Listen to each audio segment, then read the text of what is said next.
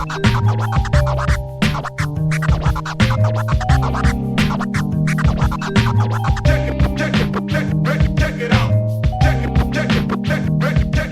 welcome back to Black Girls with Mics. Today we're going to be talking about the media's impact on the African American child.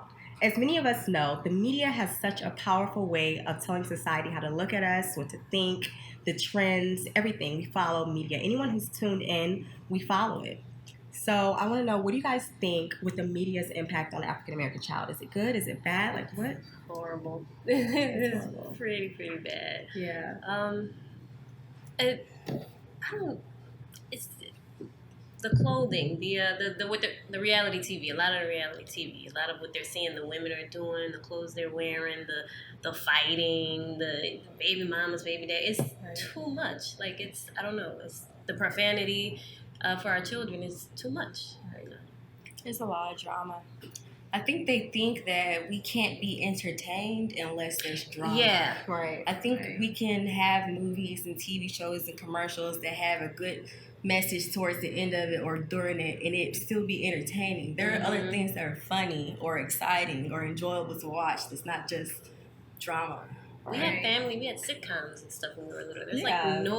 We did. Are there sitcoms anymore? Like There's a few that are trying to make like a resurgence. I think like that, Blackish. Yeah, and like stuff. Yeah, Blackish. like I think that now it's sort of how terrible media can get for African American children. It's sort of reached a peak, and so now we're starting to get a little bit of that resistance, and we're starting to see more positive Black role models, or at least attempts at it. Yeah. Right. Television itself probably has been the worst culprit because you have to deal with the reality TV shows. They're kids younger, starting at like age 10, that are looking at these reality shows, Love and Hip Hops and Real Housewives, that young, and seeing those Black images and seeing those Black stereotypes that have portrayed us in so many negative and defamatory ways for years. So now we're starting to get different things like, for example, Black Panther, seeing the first Black superhero, all these different things that are definitely trying to put forward like a better, image for kids, but we still have a long way to go. We do have a long way to go. And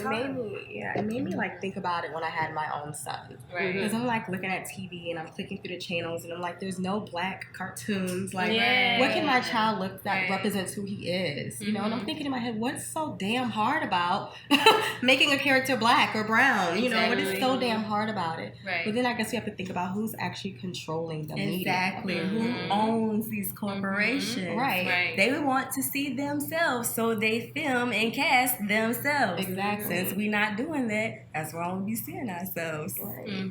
Yeah, so the people who own the major corporation, the news stations, are white billionaires. Right. So, they're white billionaires, and they only can focus on their little white, circle. They're there to like one up each other. Right. And they can't relate. Neither do they desire to relate to anything that we're going on. To desire to relate to our kids. Unless it's profitable. Exactly. That's what I was That's about the to thing. say. Like they can fit Right. Black people in when we shucking and jiving and twerking all over. That's They'll the throw us thing. on there for that. Right. That's the thing. When it's profitable to them, it makes us look, it's a negative light, which is what brings us to this conversation, is the impact that what they're willing to represent us as is negative, So, if we be really real about it, there's pretty much a purpose to that. They want us to remain in the workforce. They don't want us to have the positive images of us owning everything, because we can't do it because it's been done before.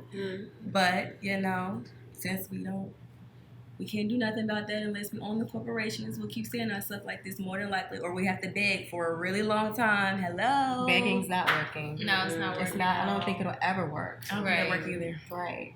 And I feel like one of the biggest culprits is broadcast media. I feel like they have just been perpetually shameless in portraying Black people, and especially Black men and people of color, as thugs, as culprits.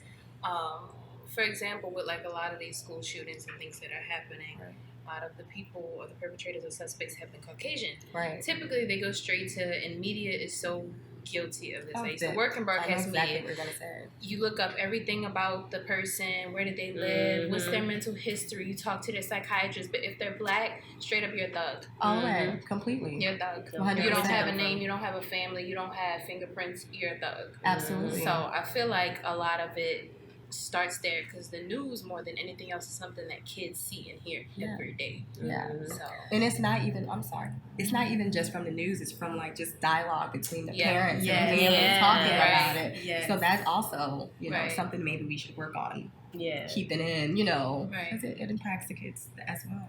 Mhm. What were you going to say? I just wanted to mention to the parents who watch this, who think, well, you should raise your children and watch what they watch on TV. You gotta understand, everybody don't have time to be very, I can't think of the word what I'm looking for, because they have to work multiple jobs. Oh, be super Or- vigilant about what their kids are looking Yeah, at. like Right. you can't just say y'all need to monitor what your children watch. Like sometimes they have to be babysitted because they gotta work. Mhm. So, and the babysitter might be the best babysitter they can afford, and they're not a tutor as a babysitter. Maybe you should find babysitters who can also be a tutor, teaching your children during those times instead of just letting them watch TV. Yeah, but not even that, you know, like you got to remember we were once kids as well. Right. So when our parents told us we couldn't do anything, we always Still find wanna a do way. it. Right. We're going to Right. find a way. Yeah. So what do you guys think, like how could we combat that, make it more positive, like teach our kids a better way than what the media is obviously not teaching them? Right. I think it's important to have those conversations with your children.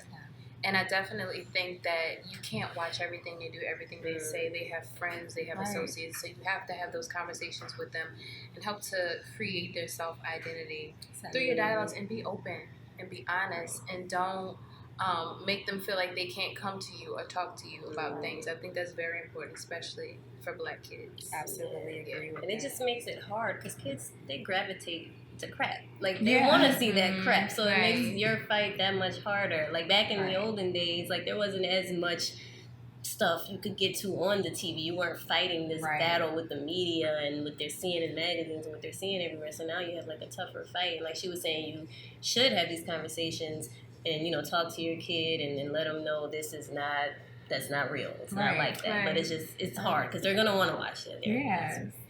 And I definitely can agree with that. And I think a big thing is teaching our kids their history. Yes. Yeah. Because here's the Absolutely. thing, a lot of our kids don't know their history. Things like it started at slavery, Mhm. right? So say they don't know what's going on, they don't know their history, they don't know who they are. Media is gonna tell them who they are, Mhm. right? Media's gonna Right. tell you you're a thug, you're Right. this, you're that, you're a Right. criminal, everything. Right. And then our kids are so desperate to like find out. We are African Americans, Black people. We're so People in desperate to be general. like, who are we? Where did we come from? Oh, yeah. Exactly. So when we see it, we're like, okay, this is who we are. We're thugs. Oh, this is Right. who we are. We're hoes. We're thoughts. We're this. We're that. That's not who we are. They're all So- finding themselves. They know who mommy is and who daddy is. Yeah. But who am I? Exactly. Right. Yeah. So I think the main thing is teaching our kids their history. So when they see these things, they're like, nah, That's that not ain't, me. you know. I see that, but that's not me. Yeah, that's not Also, exactly. Mhm.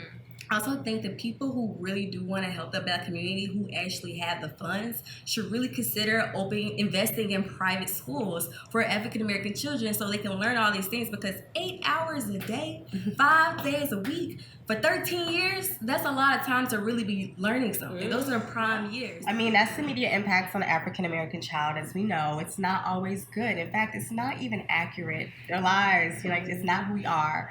Make sure, just monitor your kids, what they're watching as best as you can. Teach them their history. You know, tell them what's up. Tell them the real. You know, so join us back next week for Black Girls with Mics, and follow us on our social media, Black Girls with Mics. Bye. Check it out.